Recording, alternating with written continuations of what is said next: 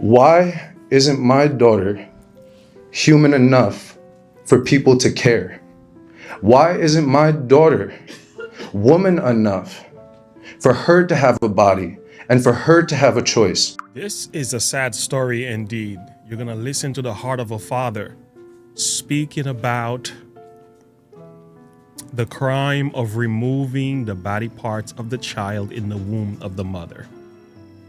And as he speaks about this, you can feel the pain in his eyes. You can tell the man is troubled. You know, this is the one side of the story that we oftentimes do not speak about enough.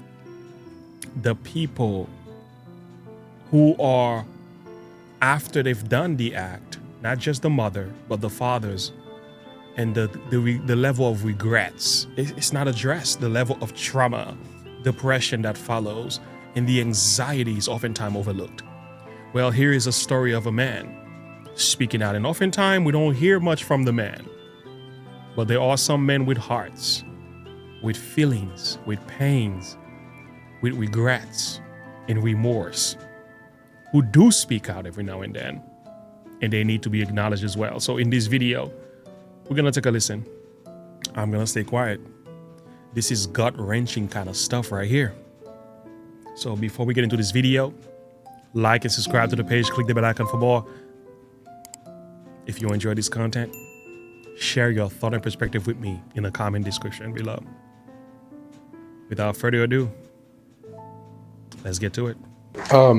As my friend said, we drove quite a little bit to be here today. Before I get into my question, I just wanted to say my daughter's name is Clementine. She was 5 months along when she was aborted in New Jersey. My daughter was healthy. I begged her mother not to go through with the abortion. For 5 months, we went back and forth. I don't hate my ex. I love her. And I'm working on forgiving her. She was confused. She was uncertain. And she had doubts. Mike Tyson has doubts before he gets into a ring. This was an option, and she took that option, and she regrets it now. Why do you think, and this is just a thought that just came into my head, why do you think that people dehumanize my Clementine? Why wasn't she human enough for people to help me mourn? Why wasn't she human enough for people to talk about? My mother was given birth to prematurely at 5 months. My daughter was 5 months. I didn't get to say goodbye to my daughter. I didn't know about the abortion until after it happened. I begged her not to do the appointment. She told me that she canceled it. My daughter was 5 months, and she was ripped apart. My daughter doesn't get a funeral. My daughter doesn't get respect. As my friend asked, medical testing on a healthy baby. Why? My girlfriend didn't pay for the abortion. The clinic did. How much money did they make off of my daughter's body? How many other babies did the doctor kill since she's been dead? This has been a month and 3 days. This happened March 12th and 13th. My daughter was conceived October 25th. She was supposed to be born July 20th. My daughter was a person. My daughter is an angel. And I pray for her every single day. I talk to her. I still feel like she's there. I feel like on July 20th, my daughter is going to be there. She doesn't get a funeral. I have her sonogram picture the first time I heard her heartbeat. And I bring this up to people and I say, well, she had a heartbeat. Wasn't she a person? And I'm being told she's a fetus. Which, by the way, everybody, that's Latin for offspring. Okay? So I don't know why we're speaking Latin. I speak English. And my daughter not only matters, but I do not want my daughter to be forgotten. I want my daughter's story to be talked about. I want her to be remembered. She wasn't just a fetus. And yeah, maybe she was just a 10%. Maybe. But she was a lot more than that for me. For 5 months, I'm told by my friends, I'm crying over somebody I never met before. I'm told by people, well, she wasn't even a person. She was just a fetus. She wasn't even a baby. She wasn't fully developed. My daughter was still growing.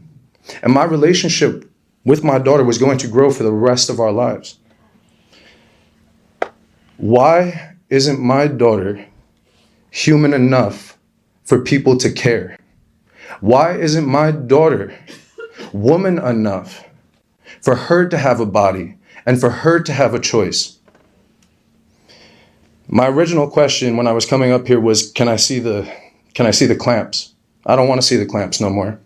I've heard enough about it, and I've seen the pictures. And yeah, the guy said Wi-Fi and Google search. You could Google what it looks like. It's out there. I did. I wouldn't recommend it. I still have nightmares. My daughter was going to be beautiful, but now I don't know where she is. And I'm just so confused. I get it. I'm just a man. You know what I mean? But men, we're not supposed to have feelings. As a father, because I'm still a father. As a father, I'm just supposed to forget. I'm just supposed to move on. And I'm confused. So my question really isn't for you because you understand. My question is really for society. Why doesn't my daughter matter? Why wasn't she enough? Why didn't she get a chance to live? And ultimately, no, I'm not blaming my ex. She had doubt and she regrets it. Ultimately, this is our government's fault. We've stopped evil laws in the past in America, in Germany, and you guys know what I'm talking about. We came together and we stopped evil laws. This is an evil law that killed my daughter. Her mother did not kill her. Again, doctors like this man right here, you're not to blame. Thank you for doing what you're doing, and thank you for speaking up, because this is important. And not enough men care enough to speak up. So thank you. I hugged this man today. I don't know who did this to my daughter. I wish I could ask him, was my daughter beautiful? That's all I want to know. What did her face look like? My daughter matters. And I really hope that everybody remembers Clementine. And I hope you think about Clementine as much as I do. She is loved and she is not forgotten. And I hope that everybody can keep her memory alive too. Thank you. Well, your daughter is beautiful. She's more beautiful than us because she's not here in this imperfect world. To answer your question bluntly as to why didn't Clementine matter enough? The answer is people don't want her to matter because they don't want to have to accept responsibility for their actions. They want to dehumanize, right? They want to use words like fetus or embryo or zygote, which is a stage of our life that we all once were, to separate the child in the womb from us, persons outside the womb. Because when you look at the stages of genocide, number 4 is dehumanization. So when we use words like zygote or embryo or fetus, it's not because we're trying to be scientifically precise and saying, oh, an embryo in this stage, a human in this stage, the embryo stage. We use that word because we try to make it seem like they're not like us. Because if we would defer to her as a baby, as a beautiful little girl that she was and she is, right? If we refer to her as a baby, it makes us think twice about saying, yeah, I think abortion should be legal. And we want to say abortion should be legal because abortion allows us to not accept consequences and responsibility. It allows us to have sex with however many people we want, to seek pleasure wherever we can find it, and not accept a responsibility for our actions and to be adults. Once we refer to our children in the womb as children, as they are, as young ones, right? As offspring, what the definition of fetus is, that changes the entire conversation. Because it's not just some foreign alien that doesn't look like us and therefore it's okay to kill them. We know it's a human being with rights, and just because their age or their size or level of development shouldn't change their human nature and their fundamental rights not to be killed. Your daughter, it was legal to kill your daughter because, and I'm going to get even more blunt, because we want to be selfish. We want to be able to do whatever we want and accept no consequences for it. Except in cases of sexual assault, we want to say abortion should be legal because we want to do what we want to do and we're more important than everybody else. That is selfishness. It's hedonism. It's immoral and it's wrong. But Clementine is beautiful and she's in heaven, so she's in way more beauty than we are. So we already know that answer to that question. Thank you.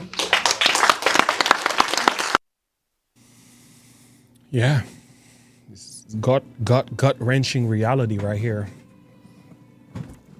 I don't know if you want me to add anything to this because, I mean, it speaks for itself.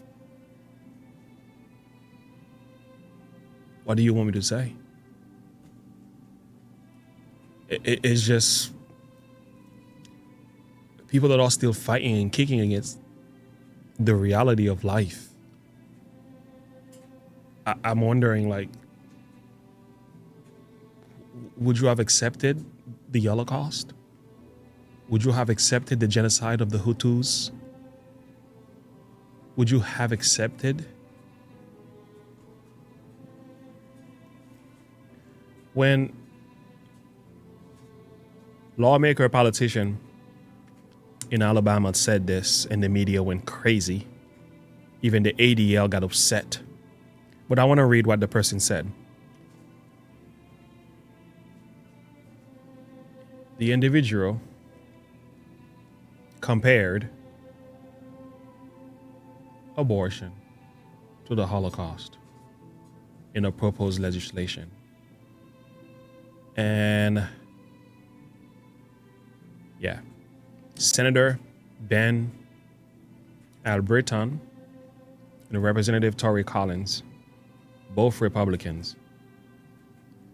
So they wanted to have a complete ban, and they compared it to Rwanda genocide, the Holocaust, Joseph Stalin, and the gulags. These are really difficult stuff to talk about under Khmer Rouge, and that's another story. So let's read a little bit what the lawmaker said. It is estimated that 6 million Jewish people were murdered in Germany concentration camp during World War II. 3 million people were executed by Joseph Stalin's regime in Soviet Gulag. 2.5 million people were murdered during the Chinese Great Leap Forward in 1958. 1.5 million to 3 million people were murdered by the Khmer Rouge in Cambodia during the 1970. And approximately 1 million people were murdered during the Rwanda genocide in 1994.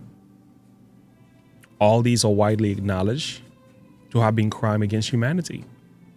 By comparison, more than 50 million babies have been aborted in the United States since the Roe decision in 1973. More than 3 times the number who were killed in Germany, death camp, Chinese purge, Stalin Gulag, Cambodian killing fields, and the Rwanda genocide. People got upset at this statement. They said, how could you make such a leap? But is it really a leap or is it a reality? When did we ever come to the place when we think canceling the child in the womb, removing different body parts, one step at a time, it's okay? You know, I had to look up the different stages of genocide, and this is what I found. And this is done by George Gregory H. Stanton, who is the president of the Genocide Watch. He developed about 10 stages where he explained what happened, and he studied this matter in depth. He speaks about classification, symbolization, discrimination, and dehumanization. And when you come to the very bottom, what do you have? Persecution and extermination. And then what else? Denial. That's what we do. That's what we're looking at. This is nothing but a modern day genocide. The thing is, the only difference is it's done in a way that most people is not noticing. And as a matter of fact, in most cases, that's how genocide takes place. There's always a reason for it. There's always logical reasons for that. And when you dehumanize someone, you oftentimes messes with their names. The Jews were called vermin. The Hutus were referred to as cockroaches. You understand? That's part of the thing. That's just how it works. Now we call the babies fetus. So once we dehumanize, we have every reason to carry out the rest of these. And I can see this happening in the lives of many Christians as well. If we cannot protect the most vulnerable among us, who can we protect as a society? Is there anyone of any value left to fight for? That's a question that is yet to be answered. I'm not going to give you a Bible verse today. I just want you to think about what you heard today. And I'll end this video. Share your thought and perspective with me. I would like to hear from you. Until next time, have a good one. Bye.